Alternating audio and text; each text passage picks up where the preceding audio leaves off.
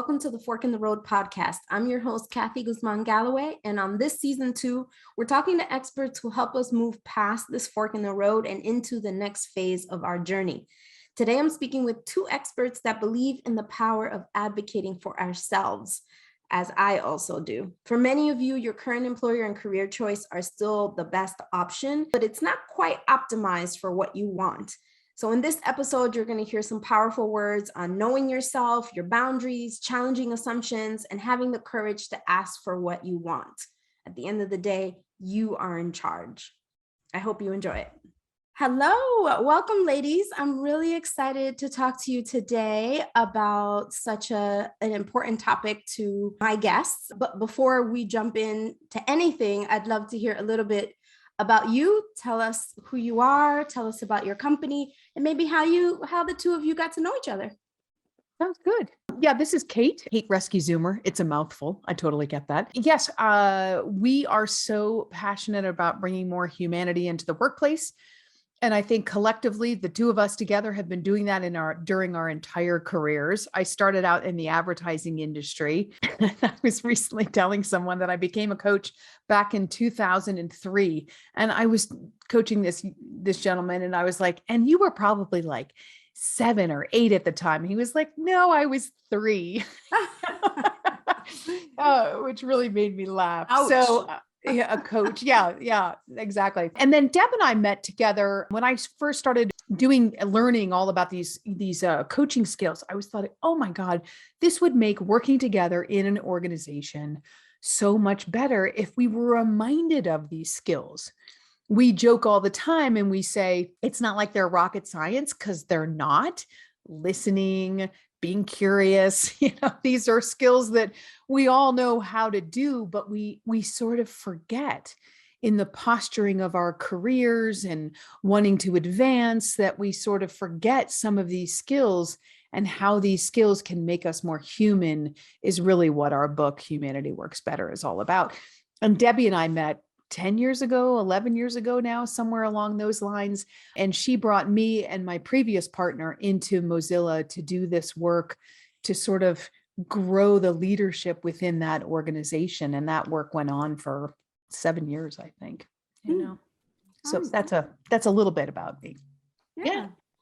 I'm Debbie Cohen. I started my career, because I know there's a lot of interest in career progression on this audience, a long time ago. And I just was so lucky, I'm going to just call it luck, that I was hired at Stanford right out of college to work in their early childhood education program. So on campus, and you spent your first 3/4 of the day working with young children and their families, and you spent the rest of the day really, with thoughtful peers and colleagues talking about what you did and why you did it that way. And I didn't even realize what a gift that was, to have somebody help you deconstruct your behavior and your actions, and it really in the intention of how do we serve our clients, which were the young children and their families, best.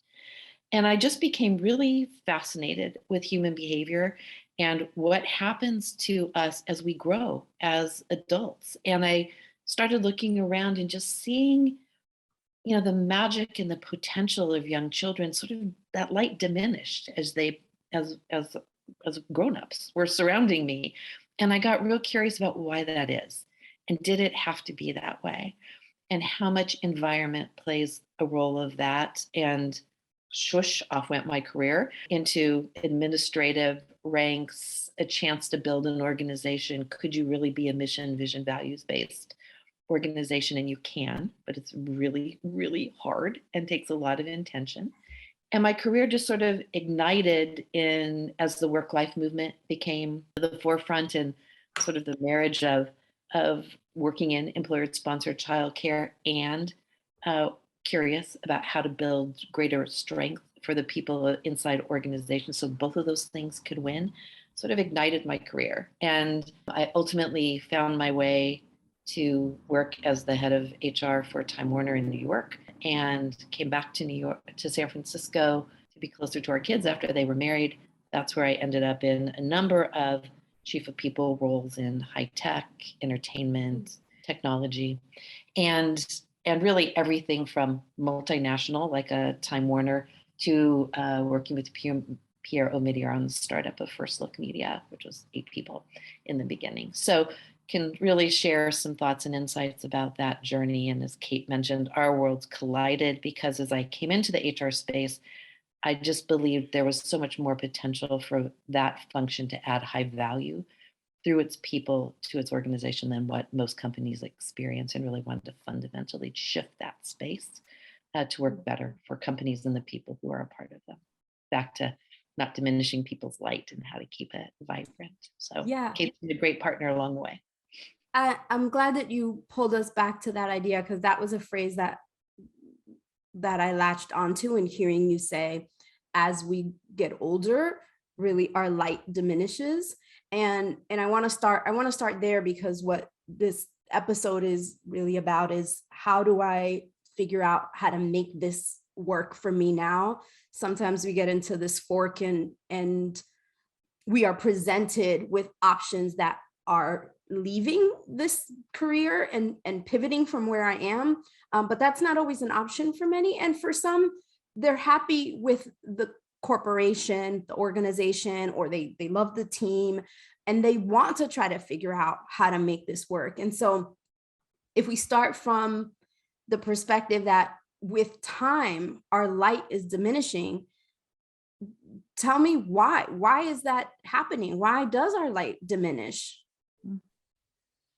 From my point of view, this is Kate again. From my point of view, what happens is we start to think that we can't change the system.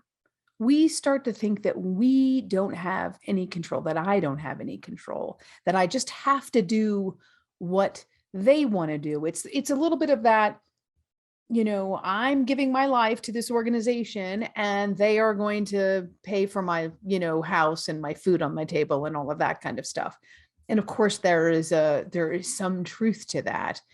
But part of where I think Deb and I sort of come from is we absolutely believe in the individual. One of the things that we write about in the book is that when you change, you actually can start to watch the people around you shift and change. And we don't normally come at, I think, a lot of problems or situations or even organizations with the idea in mind that I am that powerful. And I absolutely believe that you are. Now, it might not be that you're going to go and have that conversation with the CEO, but if you're in a meeting with your team and your team isn't behaving the way that you want them to, wow, watch what happens when you say, I'm sorry, we're going to take 5 minutes break. People are, super emotional right now, and I don't think we're solving the problem that we really need to be solving. Or stepping and having the courage, our subtitle of the book is Awareness, Choice, and the Courage to Change. So it starts with you having awareness around what around you is not working, and then choosing, I want to do something about that. And then the third step is actually the courage to sort of watch the impact that you create. Playing off of Kate's awareness piece, I think just thinking about myself, which is my best research, item. For me, I think the biggest shift became around consciousness of myself. I grew up in an era, I don't know what it's like for folks right now, but for me, there was a path. Like, you went to school.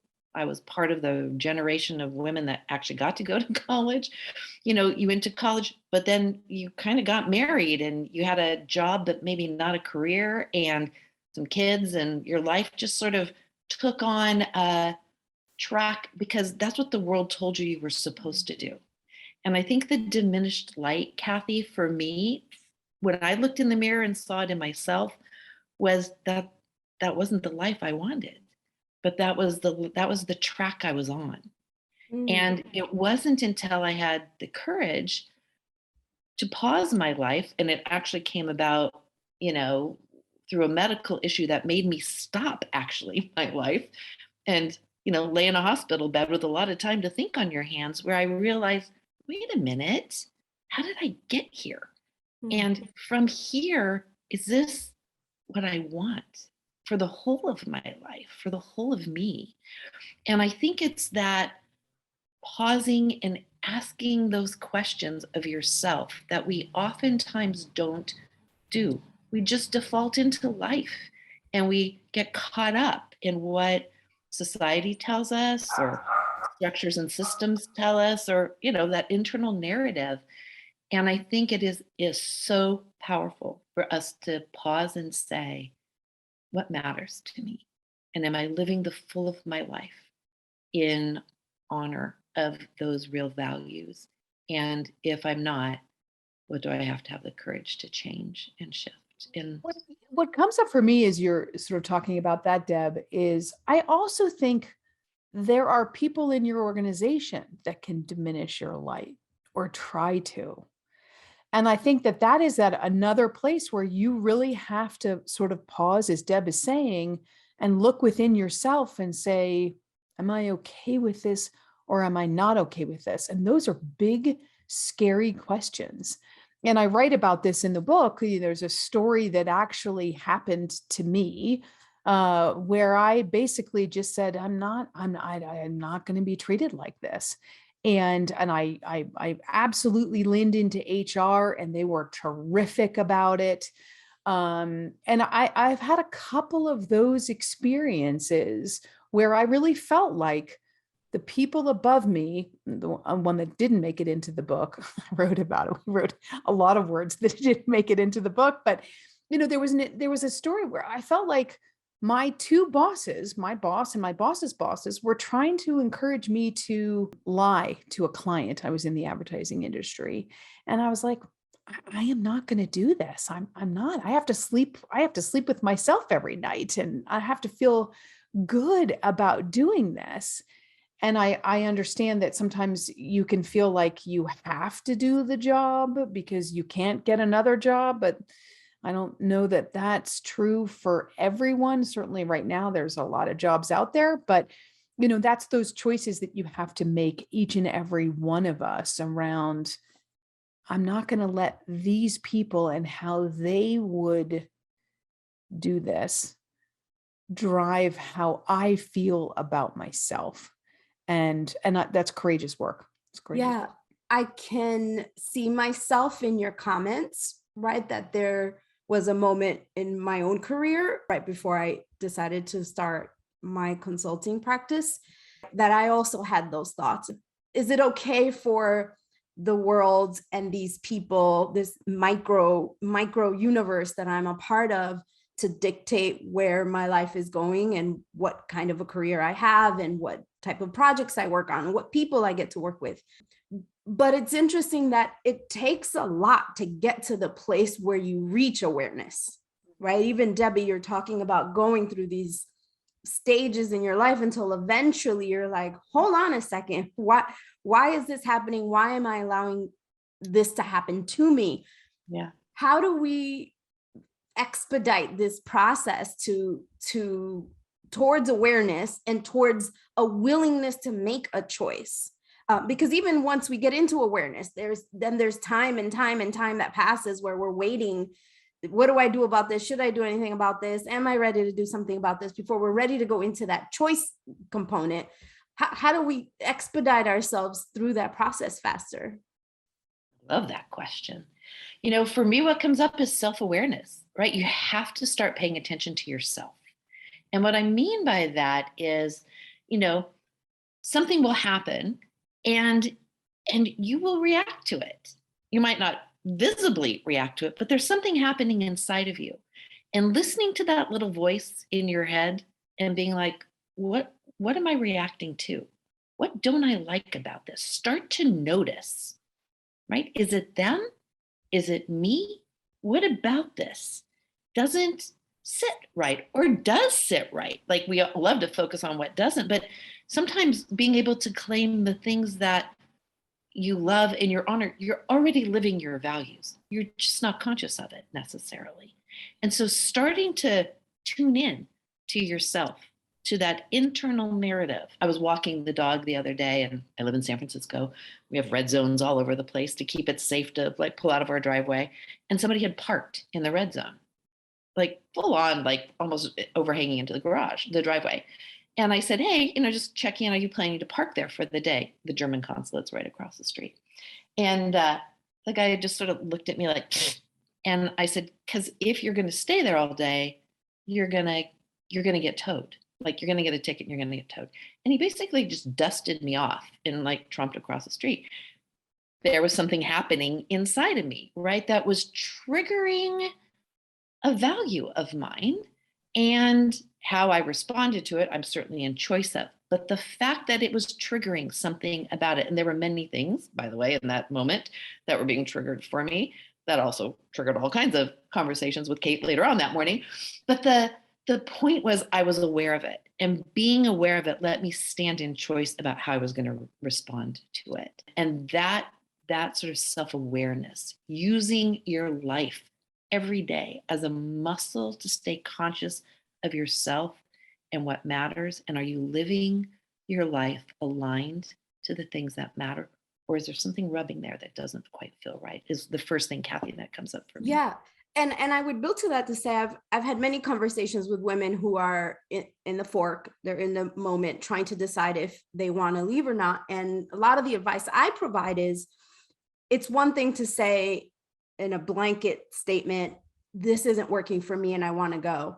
My question back to you is specifically what isn't working? Because sometimes we make a change and find our way back into the same place that we were before. And we call that hauling your baggage along with you. You just take it along because you make it about them and not about you. Right. And it doesn't serve us. And so I like this push that we've got to go beneath the surface of the situation. I was in a meeting with the CEO or the C-suite, and they said something to me. What does that mean? How did that make me feel? What was it that was triggering me? I was working with my manager and she took a project away from me and gave me something different. How did that make me feel? What was triggering me? What's really underneath that? I'm working with a client and they're not reacting the way I intend them to. They're giving me negative feedback. What does that mean for me? What exactly is it that's bothering me about it? And so I really appreciate that sort of the structure to say, let's be really aware and clear about what are those things that are forcing us into this emotional reaction that we're having. And so how do I pivot from there, right? I'm aware, I get it, I know what's happening in my body. And now what do I do? Yeah, that's right. And I love the questions you were just asking, Kathy. That's exactly right. So it's the first step is awareness. And where Deb is pointing everybody is this idea of when a value is honored, that conjures a feeling within us. When a value is stepped on, that also conjures a very different kind of feeling within us, right? And so we write about this in the book in terms of claiming value. And we write about this and we sort of say, I think it's one of the things that it's work that each of us has to do individually, right? And so it's partly why we wrote the book the way we did. It is so easy to kind of get into that victim place and say it's them, they're the problem. And we don't buy that. Now, that's not to say that some organizations and some people are not good people and they are the problem, but you have to look at, where are you tolerating something that you shouldn't be tolerating?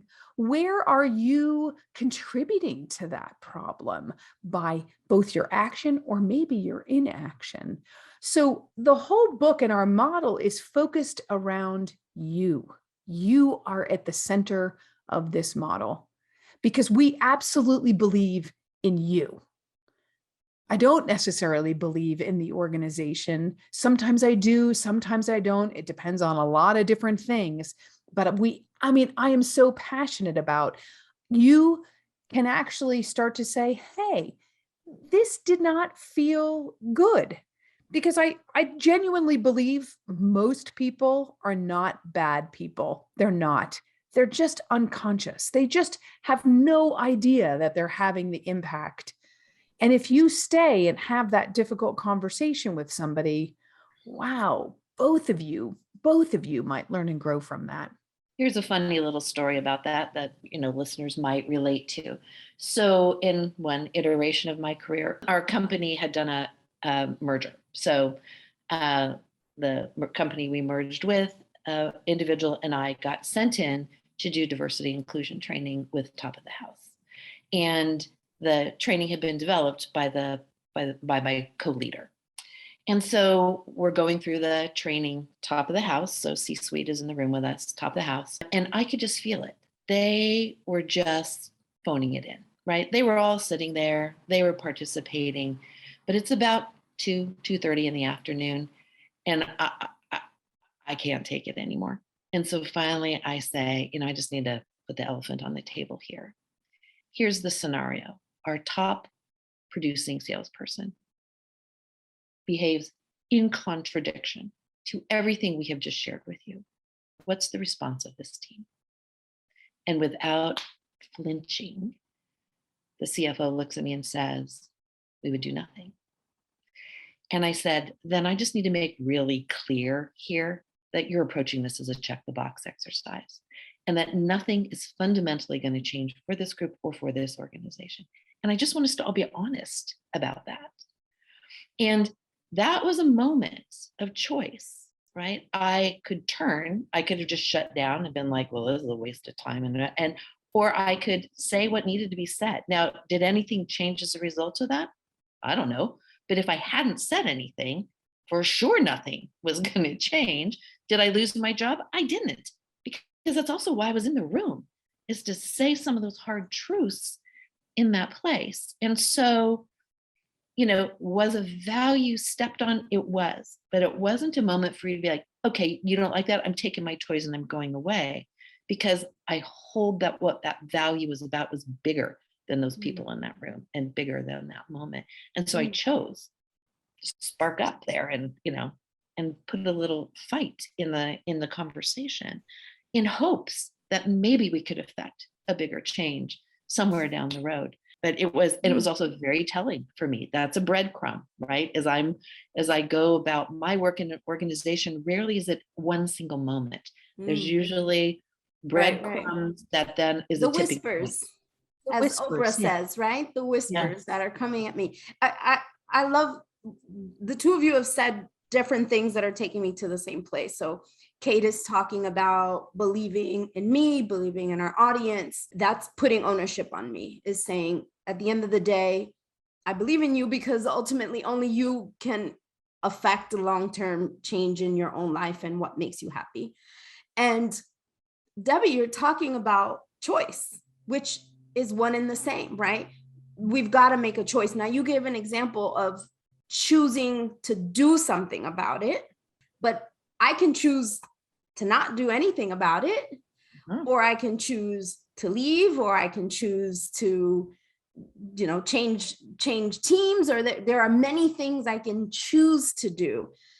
Talk to me about when courage comes into choice, because that's your third piece, right? So, okay, I have options. I can choose from these. Some of them require more courage than others. They all require some kind of courage, unless you're just going to allow this to continue. How does that fit in? How do I think about courage? I love it. So I definitely have a story that I think is going to be really relevant to your audience as well, which is, 100 years ago when I was in the advertising industry, I found out that there was a guy that they brought in from the client side to do the same job, but on a different side of the business that I was working on. And I was literally teaching this guy how to do his job because he had no idea. And I was talking to a friend of mine and I was like, I bet you anything that he is getting paid a shit ton more than I am. Whoops, sorry. And I just knew it because he came in from client side and the whole 9 yards, whatever. Well, I had a friend of mine who had access to personnel files and actually confirmed that that was the case. He was getting paid twice the amount that I was. And I was teaching him how to do the job. Of course you were. Of course you were. That all sounds right. I'm tracking, right? And that became my okay, what am I going to do about this? I could leave. I could just take all my toys and sort of run away. The truth of the matter is I really liked this organization and they had been very good to me, but I had found this inequity that I was really pissed about. I was really not happy about it. But I really started to look at it like any other relationship or friendship that I was having with anybody else. I need to have that conversation with the powers that be to say, help me understand this. Every evaluation that you have given me, every, raise that you have given me or whatever has always been, wow, you're so great, Kate, you're so great, you're so great, terrific. And now I found this huge sort of inequity. But before jumping ship, I really felt like I needed to show up differently and ask them, what is this about? Right? This felt like I was homegrown. I had been with that organization for a longer period of time. And I also felt like this was ultimately, we're back to the topic of value. I needed to understand, did this organization really value me, or was that lip service? And so that's what began very difficult conversations. And one of the things that came out of it was, you think by challenging the status quo, by challenging the powers that be above you, that feels very vulnerable. It feels a bit scary.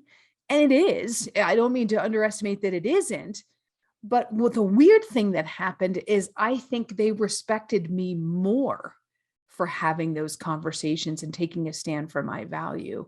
And that made them think very differently about me. And I got a $30,000 raise pretty much in the moment. And within a year, I was earning more than what this guy was earning, So I had to approach it from my own core. What am I willing to do? What am I not willing to do?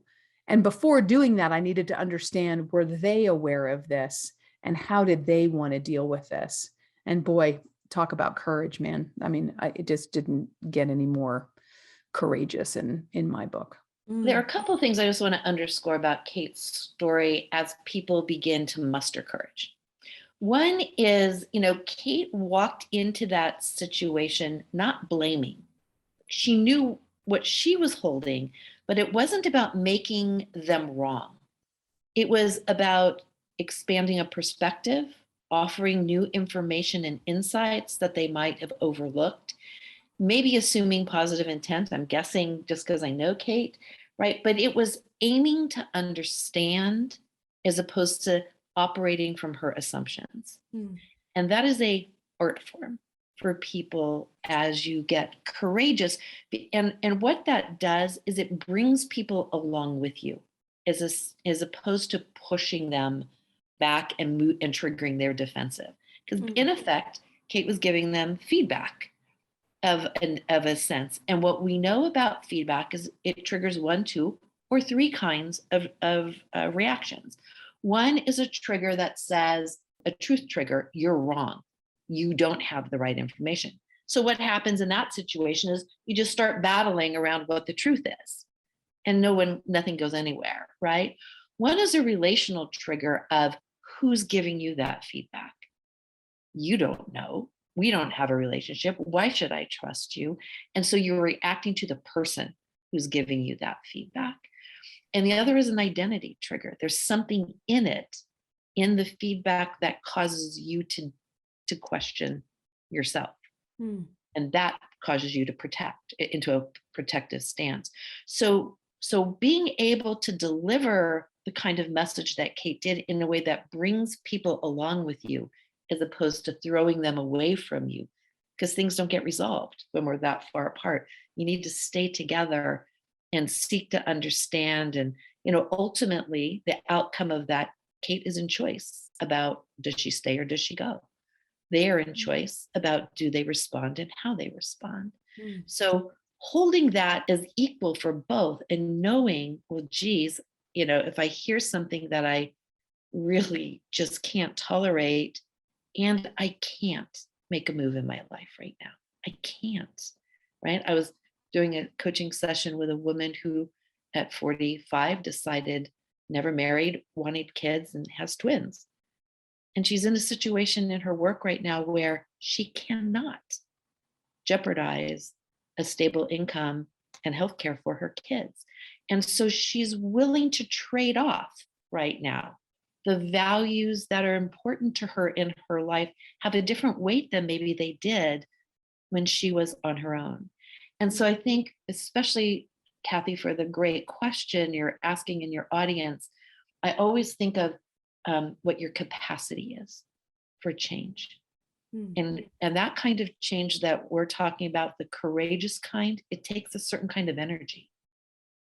And if you don't have the energy, it might not be the right time. If there are things that are greater at risk, the stability of my income and the health care for my children, then I might trade off something for now, but I'm conscious of my tolerance of it. And there will come a tipping point. And those are the employees I always am most concerned of. You know, when you look at the research, some high percentage of us have one foot out the door. When the next right opportunity comes, I'm going for that in hopes that it's going to be better than where I am today. Those people who need to make the change, but don't have the capacity right now to do it, those are the ones that companies should be very, very concerned about.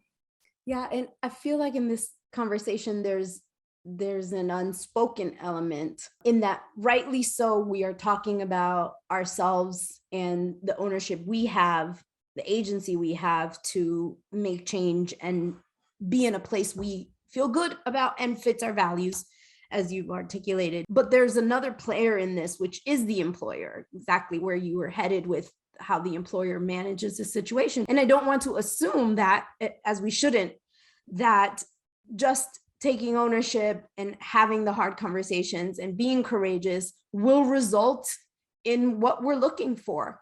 Right. For some of us, it will. For others, it won't.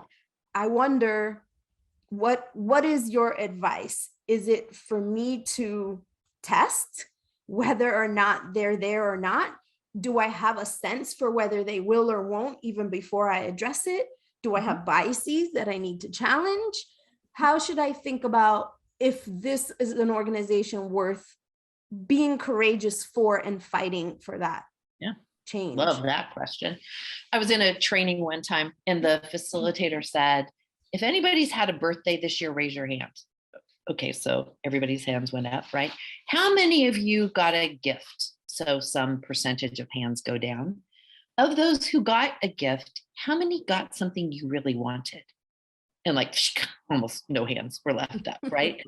And the message of the facilitator was, you are much more likely to get what you want if you ask for it than if you don't.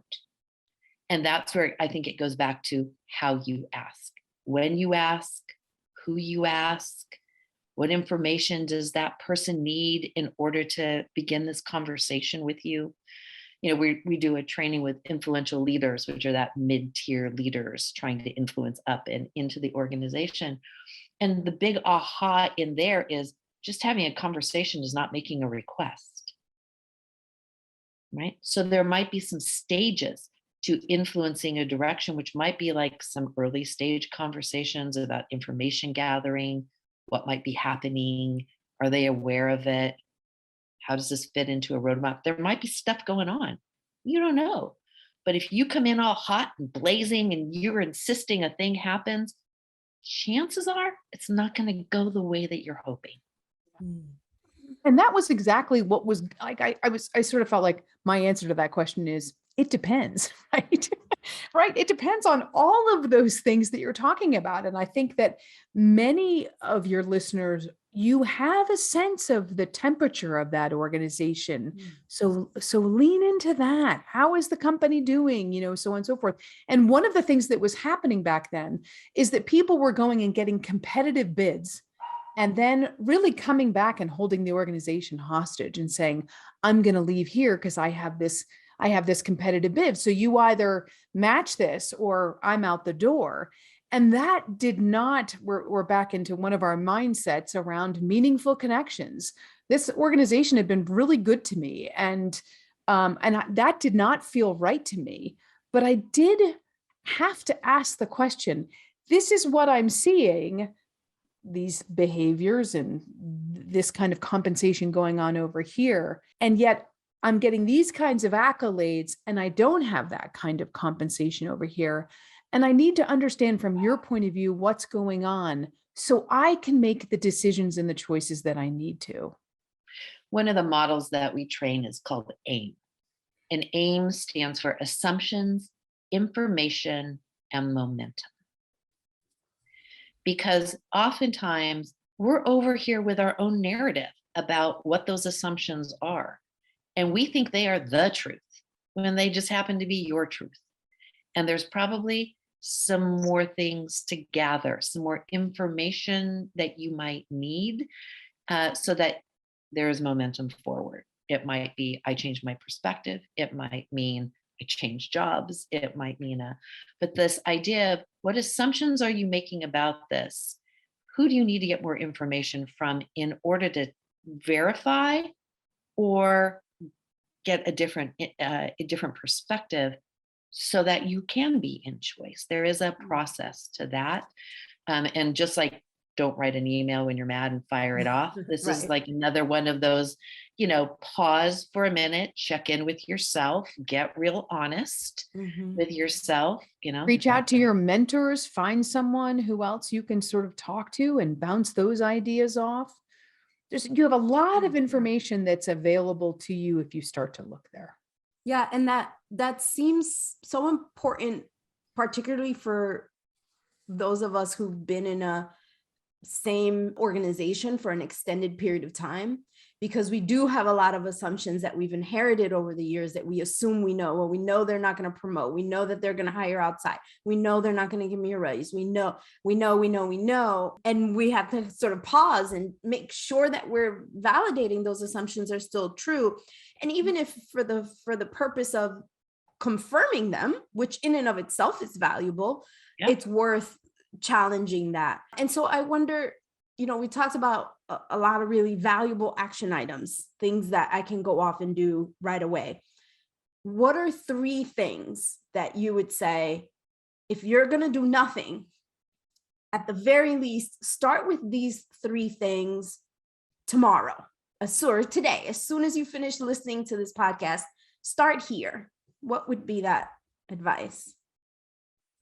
Based on this conversation today, I would say start getting clear on your values. What is important to you? Another example, I could have gone and worked at I was in New York at the time, any number of big advertising companies, but I was at Ogilvy and May, their advertising agents in New York. I liked them. I liked the people that I worked with. And that was more important to me than me getting top dollar for what it was I was doing, right? So start doing your own homework around those values that are important to you right now, right? They might change as you get married or have kids or adopt kids or whatever, right? Those might change, but start to sort of pay attention to your values. And then I think there's another piece around what are your boundaries, right? Around those values, what are your boundaries around when people step on those values or don't honor those values or do, right? And then the third place is that what you're doing is really the theme of this podcast, which is you're really getting to know yourself. There is that deepening of who you are and what is important to you. So those are 3 potential areas to be paying attention to. Kate didn't repeat any of the ones I had written down. So I was sometimes like, she already said it. So here's a couple for me. One of the mindsets we write about in the book, and we train to this all the time, is outcome creating. What do you want to create for yourself that's different? And the thing about outcome creating as opposed to problem solving is you're just trying to stop the nonsense and get back to normal. But most of us are evolving as humans and as a talent and as a vibrant person. And so what outcome do you want? And it could be, I'd like this outcome by next year to be in a place where I'm debt free. Great. Then what's important to you about that? And what is the prioritize? There's the next thing, right? Get clear on what's important to you and take one step forward. I divorced after that 10 days in the hospital awakening, and I was like $10,000 in debt and made $40,000 at the time. And I was like, I will never be in choice in my life if I'm not financially independent. And that became a goal. I take all my credit cards on New Year's Eve, took them into the kitchen, froze them in a big block of ice and put it in the freezer so that I had no immediate access to anything other than cash.